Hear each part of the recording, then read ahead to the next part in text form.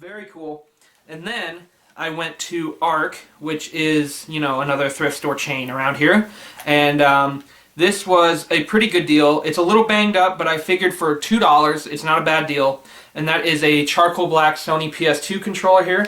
It's got the, I guess I could show you what the damage is. It's got some like dog bite marks on the left-hand side of the controller there. I think that's probably why they marked it cheaper, just because they kind of figured, they can see the physical damage to it, so they kind of like, at $2, it could sell. Because usually they ask like $4 for the controllers, but their high price marking sticker they had on it was $2. So I think they did that because of the damage that they could physically see to it. But it still works 100%, which is really cool. And it's the only thing that's wrong with it is it's got the it's kind of bumpy when you have your left hand on that side. So that's the only discomfort that it has. But other than that, it works 100%, which I thought was really cool. So not a bad deal.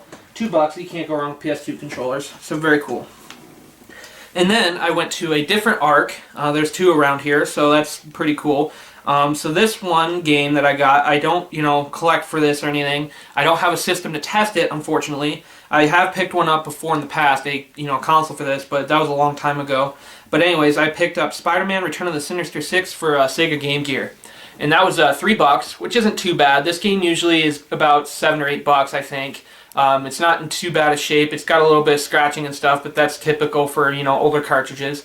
But it works. I mean, I don't know if it works actually, but it looks like it should work. I mean, the pins look very nice, so I mean that hopefully, should work. I mean, if I ever find a Game Gear, I could always test it, but for now it's an unknown, but I would assume it works fine just by, physically looking at it. It looks pretty good. So anyways, $3, not a bad deal at all for that either, so very cool. Alright, and then the last place, I went to another Goodwill. Also, I have two Goodwills around here as well, so that's very cool. I picked up a few games here and a couple of accessories. I guess the first thing I'll show is the first thing I found there. But we have here a Microsoft Xbox carrying bag here. This is for the original Xbox. This thing is huge just because how big the tank of the Xbox is here.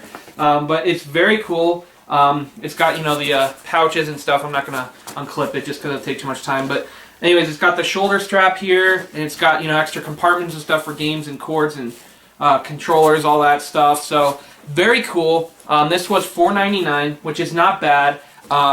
Typically, I don't pay that much for bags, but since I hadn't seen one of these before, I'm sure it goes for a little bit more than, some bags and stuff, because I've never physically seen one of these before. So that's very cool. I have a PS1 bag, and I'm trying to look for a Nintendo 64 one because the older bags are really cool. They don't really make those anymore, so I thought that was pretty cool to find that for $5. So that's not bad.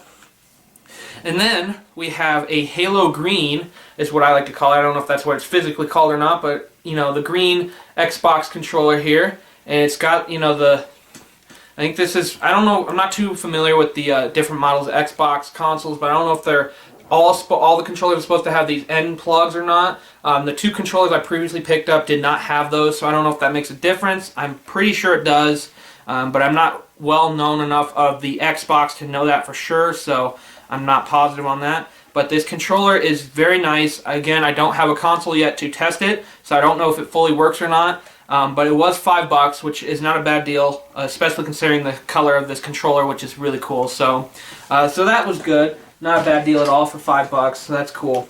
And then we have here another charcoal black Sony PS2 controller, and unfortunately this one is dead, and even though it is in much better shape than the other one I showed you, this one is not working at all. I mean, the left analog stick is about the only thing I can get working with this thing, and it's unfortunate because I paid a little more for this one, but I ended up paying $3 for this one, so that's, a bummer, but whatever. You can sell parts controllers, they're just harder to sell because not everyone is out looking for broken controllers. So anyway, it's not a big deal. I've come across that many times, and I'm sure I'll come across them again. So it's like a gamble when you buy controllers from a Goodwill or a thrift store, wherever you go to get controllers.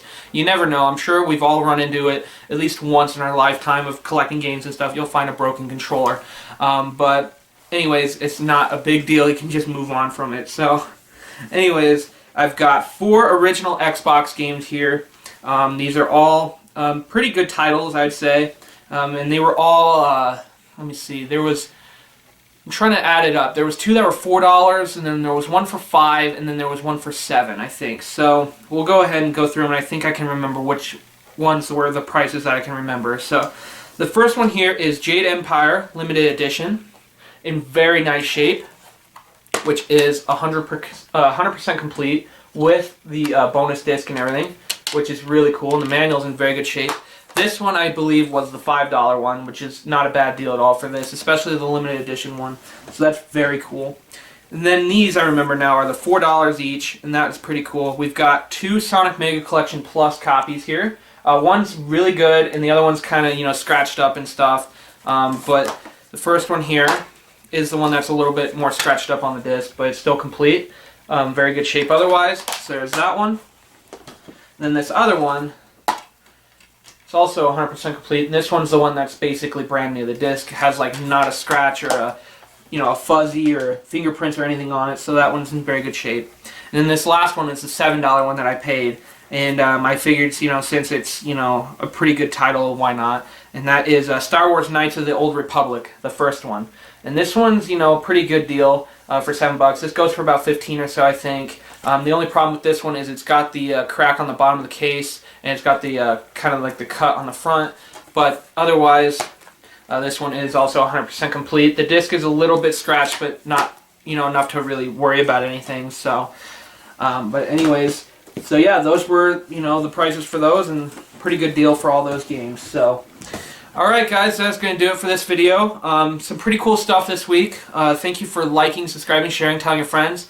It really helps me out. It's awesome to see you guys come back every week and see the stuff that I find. It's really cool to share the experiences throughout, from what I find throughout the week to, you know, give to you guys. So that's very cool. It's a very awesome feeling. So anyways, thank you guys for sticking around.